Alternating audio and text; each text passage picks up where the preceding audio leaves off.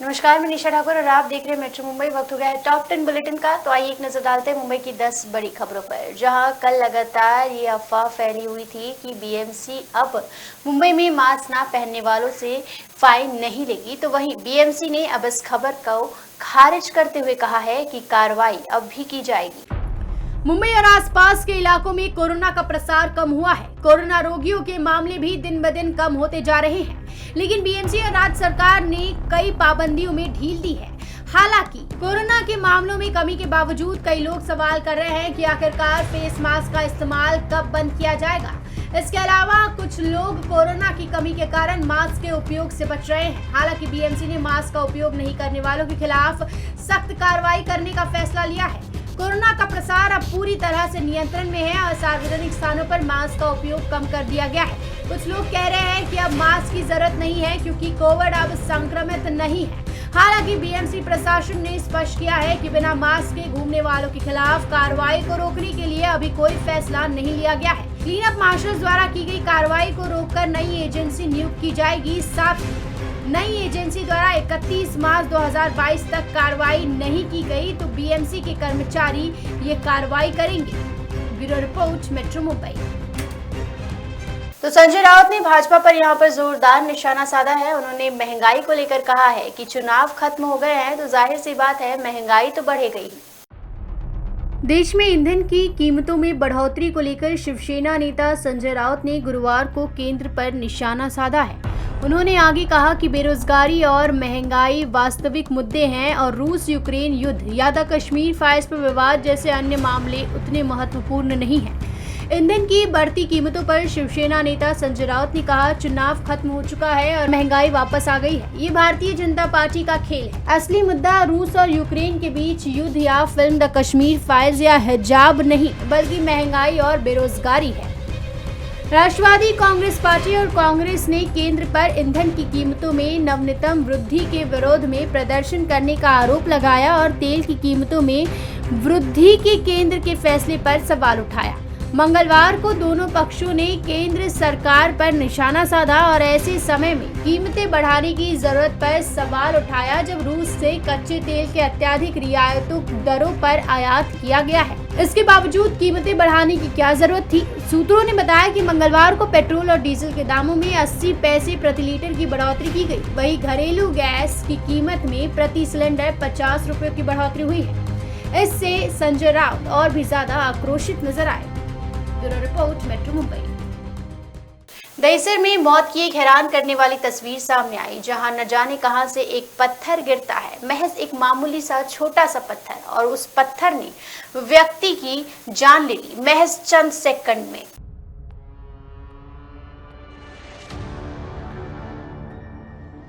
मौत कब और कैसे आ जाए दुनिया में कोई नहीं जानता, लेकिन कभी कभी मौत इस तरह आती है कि हम इंसानों का मन कांप उठता है।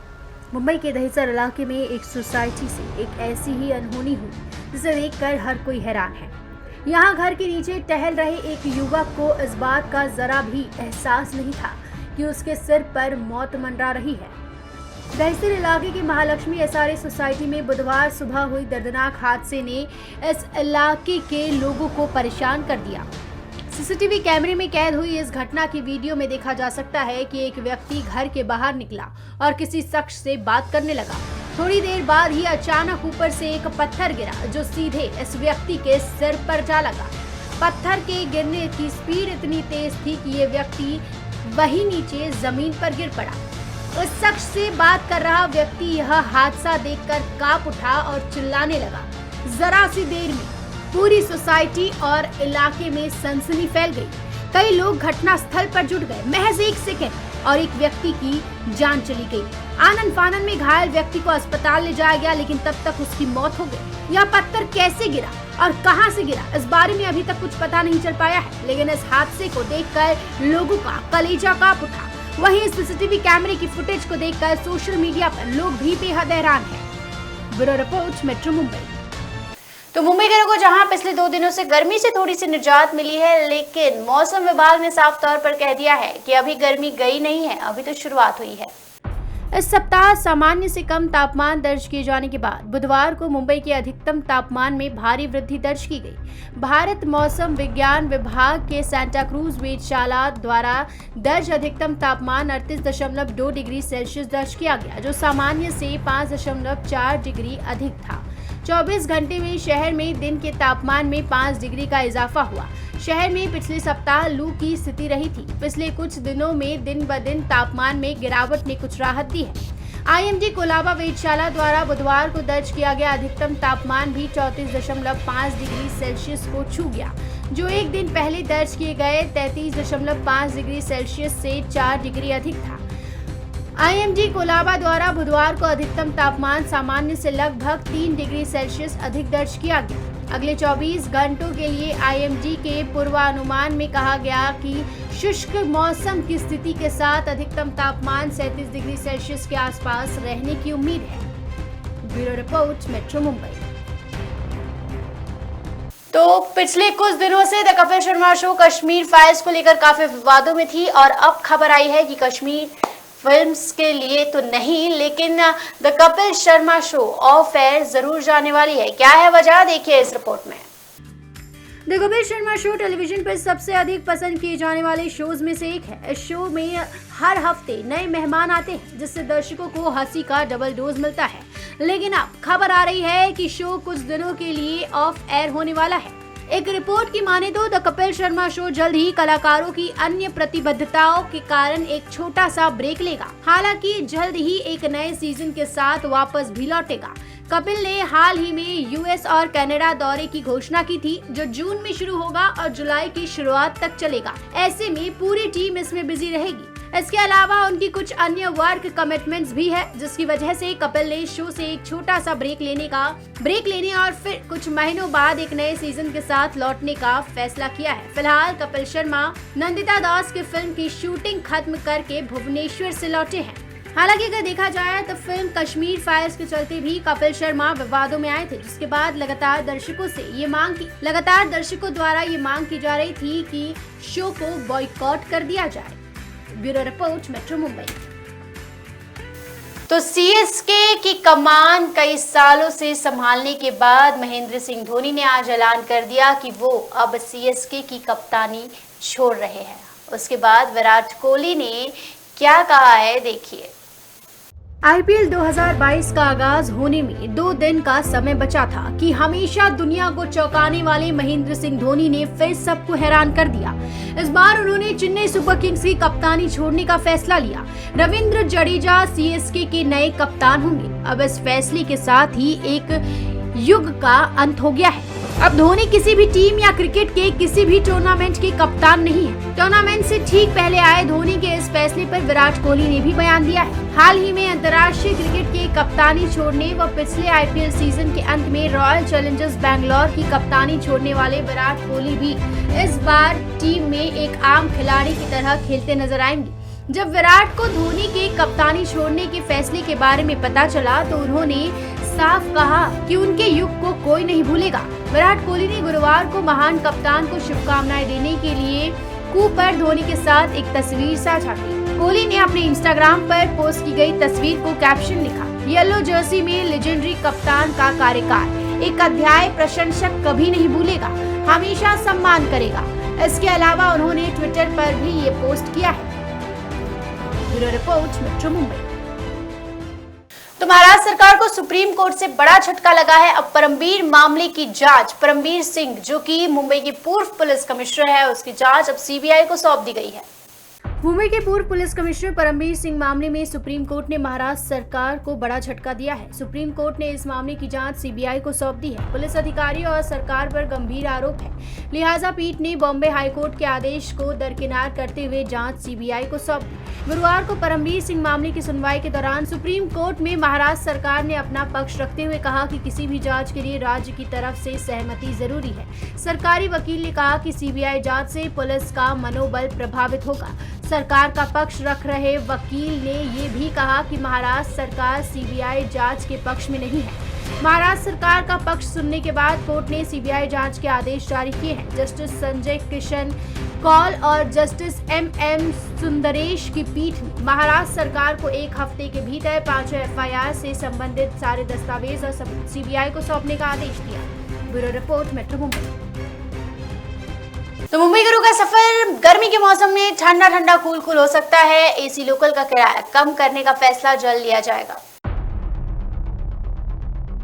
मुंबई लोकल ट्रेन में सफर करने वालों के लिए जल्द ही खुशखबरी सामने आने वाली है, जहां मुंबई रेलवे बोर्ड ने मुंबई की एसी लोकल ट्रेनों का किराया कम करने का प्रस्ताव दिया। मुंबई की लाइफलाइन कही जाने वाली लोकल ट्रेन की यात्रा को अधिक सुलभ बनाने जाने के उद्देश्य से एसी लोकल की शुरुआत की गई, परंतु इनका टिकट अत्यधिक होने के कारण काफी कम यात्री सफर कर रहे हैं। दरअसल रेलवे बोर्ड ने प्रस्ताव दिया कि मुंबई में एसी लोकल का सिंगल जर्नी का किराया कम किया जाए और अभी किराया मुंबई में चलने वाली मेट्रो ट्रेन के किराए के आधार पर तय किया जा सकता है। बताया गया है कि अगर रेलवे बोर्ड से ये प्रस्ताव पास हो जाता है तो मुंबई में यात्रियों से एसी में एक बार से सफर करने के लिए 10 रुपए से लेकर 80 रुपए तक का किराया लिया जा सकता है। फिलहाल एसी लोकल के लिए 65 रुपए से 220 रुपए तक का किराया देना पड़ता है। प्रस्ताव में सीजन टिकटों के बारे में बात नहीं किया गया। रेलवे के वरिष्ठ अधिकारियों के मुताबिक इस फैसले से पीक और नॉन पीक आवर्स में एक ट्रेनों में यात्रियों की संख्या बढ़ेगी। इसके साथ फर्स्ट क्लास में यात्रा करने वाले एसी लोकल में यात्रा कर सकेंगे। वैसे मुंबई की सेकंड क्लास यात्रा देश में सबसे सस्ती है, जबकि एसी लोकल का वर्तमान न्यूनतम किराया जबकि मेट्रो की पहली 3 किलोमीटर के लिए मात्र 10 रुपए है। एसी लोकल की फेरियां बढ़ने के साथ गर्मी में यात्रियों की संख्या बढ़ेगी। मेट्रो की तर्ज पर एसी लोकल का किराया कम किए जाने का निर्णय के साथ मुंबई रेल विकास कॉर्पोरेशन के माध्यम से आने वाले समय में 238 एसी लोकल खरीदने का भी प्रस्ताव है। मुंबई में एमआरवीसी ने साल 2025 तक शहर में ज्यादा एसी लोकल शुरू करने का लक्ष्य बनाया है। मेट्रो मुंबई के लिए तृप्ति सिंह की रिपोर्ट। सुबह सुबह चाय की चुस्की आप लेते हैं, हर दूध जो है वो मुंबई कर या फिर हर आम इंसान जो है ताकत के लिए, प्रोटीन के लिए पीना पसंद करता है, लेकिन मुंबई में मिलावटी दूध मिल रहा है। मुंबई में दूध काफी मात्रा में इस्तेमाल किया जाता है। सुबह सुबह चाय की चुस्की लेने के लिए, सुबह के नाश्ते और अन्य चीजों के लिए दूध का इस्तेमाल किया जाता है। लेकिन जनाब अब जरा सावधानी से, क्योंकि मुंबई की कई इलाकों में मिलावटी दूध की खबरें सामने आ रही हैं। वहीं मुंबई करों के लिए एक महत्वपूर्ण खबर सामने आई है, जहां खाद्य एवं औषधि प्रशासन ने मिलावटी दूध जब्त किए हैं। एफडीए ने सेंटा क्रूज में छापा मारकर 570 लीटर मिलावटी दूध जब्त किया, जिसकी कीमत करीब 26,922 रुपए है। एफडीए के मुंबई डिवीजन के मुताबिक 17 मार्च को सेंटा क्रूज के मेसर्स नागराज सदली मेदोबोनिया कमरा नंबर 32 पकोला ब्रिज लोखंडवाला चौल में छापेमारी की गई थी, जहां से 570 लीटर मिलावटी दूध जब्त किया गया। इस दूध की कीमत 26,922 रुपए है। इनमें homo post toned milk, past double toned milk और पास्ट होमो गाय मिल्क शामिल है। एफडीए के मुताबिक दूध की थैलियों में पानी भरकर दोबारा बंद कर उपभोक्ताओं को मिलावटी दूध बेचा जा रहा था। इस बीच जब्त दूध के नमूने जांच के लिए भेजे गए। मेट्रो मुंबई के लिए तृप्ति सिंह की रिपोर्ट। तो आज एक फैसला लिया गया है कि स्टैंप ड्यूटी के लिए सेट ऑफ समय को 3 साल तक के लिए बढ़ाया गया है। क्या है पूरा मामला, ये आप लोगों के हित के लिए है, देखिए ये खबर। बुधवार 23 मार्च को महाराष्ट्र विधानसभा ने स्टैंप ड्यूटी शुल्क भुगतान के लिए सेट ऑफ अवधि को 3 साल तक बढ़ाने वाला विधेयक पारित किया। इस विधेयक के पारित होने के बाद प्रत्येक नई संपत्ति पुनः विक्रय के लिए स्टैंप शुल्क भुगतान के लिए सेट ऑफ अवधि को 1 वर्ष से बढ़ाकर 3 वर्ष कर दिया गया। अब स्टैंप ड्यूटी सिर्फ प्रॉपर्टी की कीमत के अंतर पर ही देनी होगी। इससे पहले ये 3 साल की अवधि के लिए पूरी राशि पर था। पहले ये समय खरीद के 1 साल के भीतर बेचे गए फ्लैटों को दिया जाता था। बुधवार को पारित विधेयक के अनुसार 1 वर्ष की अवधि में फ्लैटों की बिक्री के मामले नगण्य थे। गतिशील अंतर्राष्ट्रीय अर्थव्यवस्था के साथ साथ महामारी के बाद की स्थिति के कारण ये व्यवसाय को बेहतर बनाने के लिए आवश्यक है। यदि अर्जित की जाने वाली रियायत को 3 साल तक बढ़ाया जाता है तो इस तरह का लाभ काफी संख्या में निवेशकों को मिलेगा। इस प्रस्ताव से निवेशक की संख्या को इजाफा मिलेगा और बिक्री खरीद सौदों को बढ़ावा देगा। इससे राज्य को लाभ होने का अनुमान है, क्योंकि इससे राज्य को काफी मात्रा में राजस्व प्राप्त होता है। Bureau report, metro Mumbai. तो ये थी मुंबई की 10 बड़ी खबरें और आप देख रहे थे टॉप 10 बुलेटिन। रोज रात में ऐसा देखिए मुंबई की टॉप 10 बुलेटिन सिर्फ मेट्रो मुंबई पर। चलती लोकल से युवती को फेंकने की कोशिश। मुंबई में बारिश का रेड अलर्ट। मुख्यमंत्री ने जारी किए नए दिशा निर्देश। शाहरुख खान की बेटी आर्यन खान गिरफ्तार। महाराष्ट्र सरकार का बड़ा फैसला। 15 अगस्त से मुंबईकरों को लोकल में एंट्री। खबरों का शहंशाह मुंबई बोले तो मेट्रो मुंबई।